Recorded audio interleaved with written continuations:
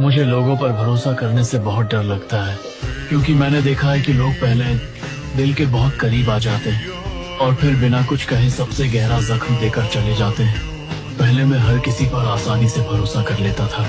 मुझे लगता था कि शायद इस बार कोई सच में समझेगा, लेकिन हर बार वही कहानी दोहराई गई। लोग साथ चलने का वादा करते रहे और फिर रास्ते के बीच में ही मुझे अकेला छोड़कर चले गए।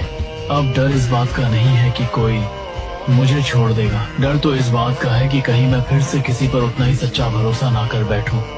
क्योंकि जब भरोसा टूटता है तब सिर्फ रिश्ता ही नहीं टूटता, इंसान के अंदर कुछ हमेशा के लिए खामोश हो जाता है।